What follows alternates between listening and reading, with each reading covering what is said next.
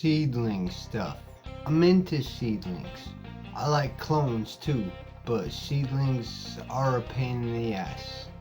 Hi friends, it's Adam, the crippled cannabis cowboy. This is for 18 or older only. Don't repeat, well, you could repeat things if you're over 18, but if you're not, then shut it off.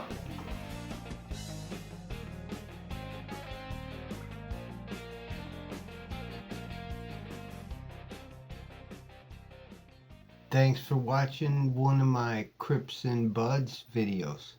I'm a cripple and I like buds of cannabis, especially growing buds of cannabis. If you like what you see and you learn something, subscribe to my channel, help me out a little bit. The seedling game, it's a big game.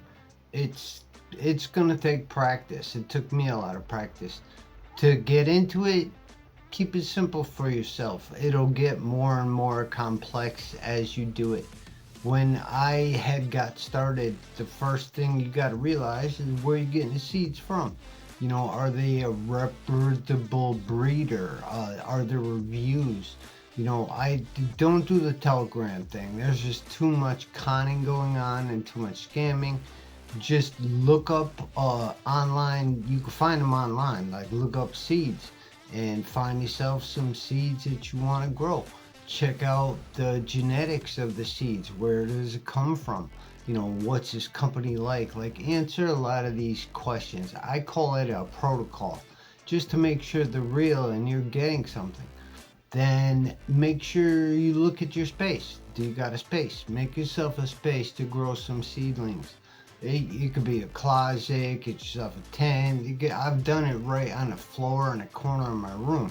So growing seedlings, it's a pain in the ass, but it is easy. So it's kind of like once you understand the parameters, kind of like the steps, it's got a lot to do with the environment. It's going to split and it's going to sprout and then it's going to grow. So after you figure out where you want to do this and you get yourself some seeds, then you got to split them. For me, I got two steps.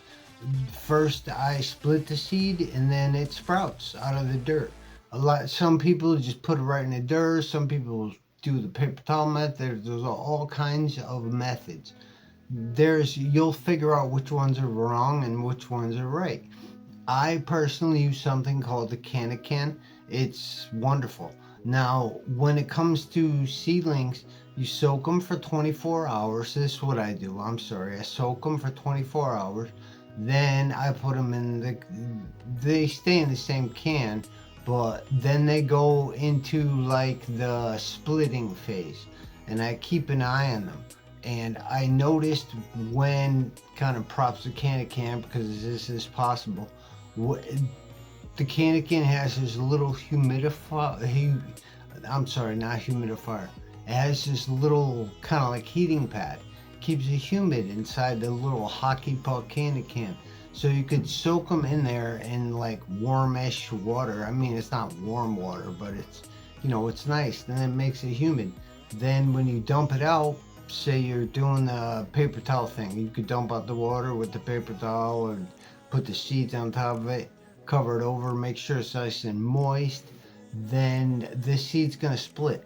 And I pay attention to when the seed splits, how long it takes to the taproot to grow, because when they split, there's a little root inside. It's gonna be called a taproot. I get the taproot to grow a little bit. I typically plant my seeds when the taproot is like a half inch or longer. Like I said, there's 100 different ways, so figure out which works for you. I would typically keep it easy for myself. It's like seed starting soil. I don't use regular soil. There's nothing wrong with that. I've seen it done before, but I use seed starting soil because I have steps. They have the solo cup step, and when they're in the solo cups, it's just seed starting soil. After they leave my system and they go into my tent and start the veg cycle of 18 hours on, 6 hours off, they're not in seedling bin no more, they're actually in the tent, then that is my first official day of veg. I noticed for me, the more I mimic like a nice environment, I can get the seed to split and the taproot to grow. And I noticed if I keep it warm and I make it cozy, like warm and humid for a seedling, it's not for you. So they like warm, they like humid. Most things like warm, and it seems like everything likes humidity. So whatever you got to do to mimic that, whatever you have, I have a seedling bin. So it's these I have the older ones, I have newer ones, or whatever. The newest one I got is from AC Infinity. It's hard plastic. I love the freaking thing. It's turning out to be my most favorite of seedling bins. Now it is on the heavy duty side. The other one's kind of split a little bit, whatever. But it's got a foot of clearance, so I have a foot to play with in my seedling stage. That equals a solo cup for me. I'll take a solo cup, I'll take a lighter, I'll burn the very edge to make a hole. It literally takes 2 seconds.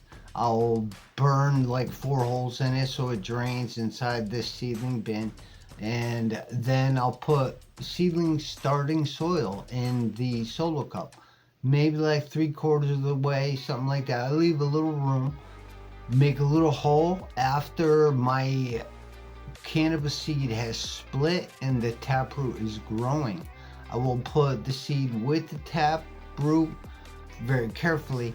I'll make a little hole in the seedling, kind of like 1/4 inch deep, half tops. Put it in there, cover it over, and stick it in the seedling bin and let it stay there until it sprouts. And that would be the next stage, would be sprouting out of the soil. And that is kind of handled for me. I made it easier for myself because, like I said, you don't have to have any of this good stuff really. You can do this anywhere, anytime. You can do it on a windowsill or whatever. Cloning is even easier. It's intimidating, yes, but it's even easier than seedlings. Then I start letting it grow in the solo cup. And as it grows, you're going to see the first cotyledon leaves, I think is what they're called. First two set of leaves, I don't do anything with them. I wait for the next set of serrated leaves. The second set should be serrated. Then it just grows. You'll see your first set, your second set, your third set. I usually top it. If I want to top it, I'll top it between the third and the fifth set of these serrated leaves. We call them nodes. And it just continues to grow until it gets near the top of this seedling bin, and then time is up. You don't have to do these things that I do. You could find your own way. Actually, I recommend you find your own way, because you'll find these little tricks of the trade that help you move you along. From what I noticed, my tricks of the trade, they never stop. But the I keep the seedlings warm, I keep them humid, and they seem to grow for me. I have no problems at all. So that's what I capitalize with. Now, how I decide to split and sprout my seedlings and stuff, it gets kind of complicated. Like I like microbial inoculation, if you know what that is. But like I said, it gets kind of crazy. So the easiest way to do it is split a seed and put it in some dirt, and you don't even have to split it. You can put it in some dirt and see if it grows. Now, the other avenue that I noticed is genetics. Having kind of goes to where you're getting seeds from. If it's bred from a strong mom and a strong dad, then yeah, it's going to have some muscles. If you ever seen a little kid with an in-shaped dad and an in-shaped mom, odds are the kid's going to be in shape. So it kind of works the same way with cannabis. We're surprisingly similar to the way plants works. It's freaking freakish. Like I said, it's a big rabbit hole. Play with it, have fun with it, look into it 50 ways from Tuesday. And the best way to learn is to try shit. Don't be afraid to screw up. You're gonna screw up. Something that really helped with me was this kind of Spartan type mentality. Actually, big props to GT. He's the one that kind of passed this down to me. It's been messed around for a while, but say you grow 20 seeds, and 15 of them don't make it, I mean, that's rare, but you got to be ready to part with that. Do not make an emotional connection to whatever seed you're growing. Now, don't go spend a ton of money on some awesome genetics until you know how to grow. Understand the perimeters that you have to follow, and then you will have some successful grows.